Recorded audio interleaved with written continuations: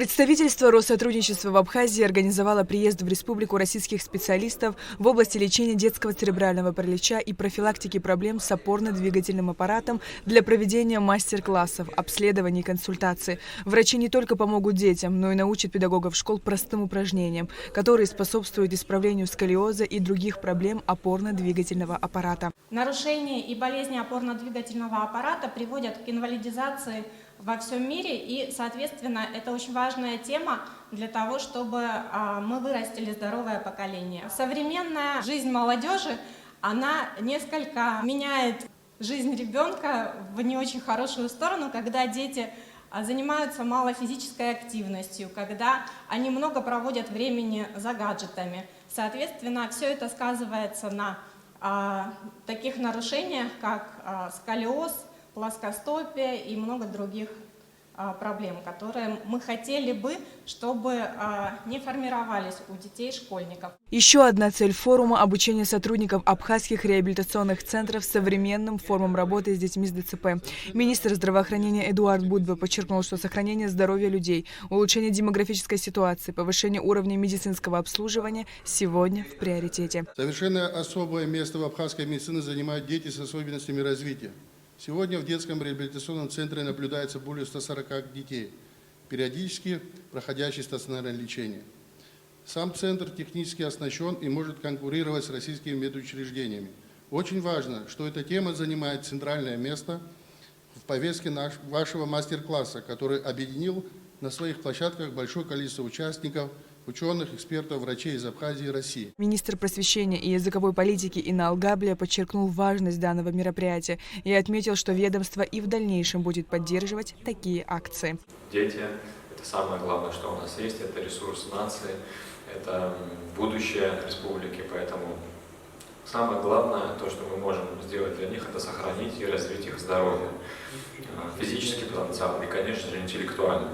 Поэтому я рад, что вы собираете врачей, реабилитологов, всех тех, кто может на ранней стадии развития ребенка дать ему этот импульс, который он несет в будущее для развития своей родины. По словам руководителя представительства Россотрудничества в Абхазии Дмитрия Федотова, идея проведения форума «Время добрых дел» в рамках акции «Миссия добра» возникла около 1,5 лет назад. Это один из примеров того, когда мы можем уже реально помочь конкретным людям и реально реализовать вот это новое направление. И я рад, что к нам приехала специалист высокого уровня Екатерина Клочкова из Санкт-Петербурга, потому что, насколько нам известно, это один из ведущих специалистов в этой области. И я надеюсь, что в рамках и мастер-классов, и в рамках тренинга нам удастся передать те знания, которыми обладает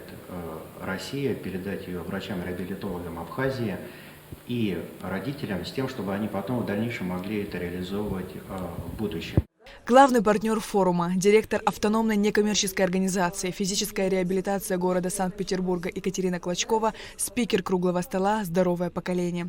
Абхазию Екатерина посещала дважды. В рамках своего визита она побывала во всех реабилитационных учреждениях республики. Собственно, то, что я хочу вам сегодня сказать и рассказать, оно основано на анализе тех посещений и, в общем-то, на опыте моем, который я приобрела не только в России. Я работала очень много в регионах, и вот в таких регионах, которые совершенно не центральные, в Вологде, в Вологодской области, в Кингисеппском районе Ленинградской области. Кроме этого, я работала в Таджикистане, в сельских районах Таджикистана, и поэтому, как мне кажется, с точки зрения потребностей, анализа потребностей, моделей помощи, которые могли быть реализованы там, где часто даже врача нет, и там, где для того, чтобы достичь какой-то, добраться до какой-то помощи, людям надо куда-то ехать, в общем-то, мне кажется, что есть некоторые модели, которые могут помочь. ДЦП – это самая распространенная группа больных детей в современном мире.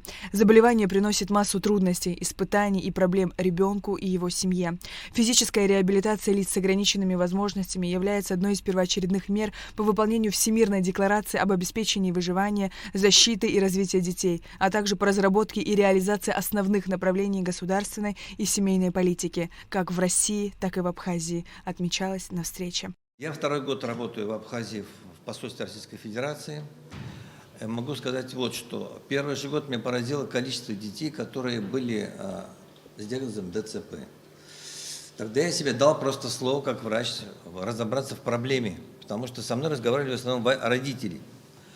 И те люди, которые, вот я бы скажу так, они пытались помочь детям, это у них получалось, но ввиду того, что многие технологии, методы им недоступны, так как они не врачи и не реабилитологи, они просто от чистого сердца помогали. Да? Также я вот совершенно случайно попал на радиостанцию абхазскую, где собрались все мамы, у которых дети с ДЦП. Так вот, у них есть большие проблемы. Я тоже это прослушал до конца эту передачу, даже остановился. Прослушал до конца передачи, я понял, что есть такие проблемы, которые нужно решать всем вместе, а не одному человеку. И это очень важно, что сегодня собрались по этой очень важной теме, которая называется ДЦП. Работа форума «Время добрых дел» продлится до 2 декабря. По итогам будут намечены дальнейшие шаги по совместной работе российских и абхазских специалистов, а прием детей будет осуществляться в детском центре «Росток». Сария Кварацхеля, Нарсоу Цулукия, Абхазское телевидение.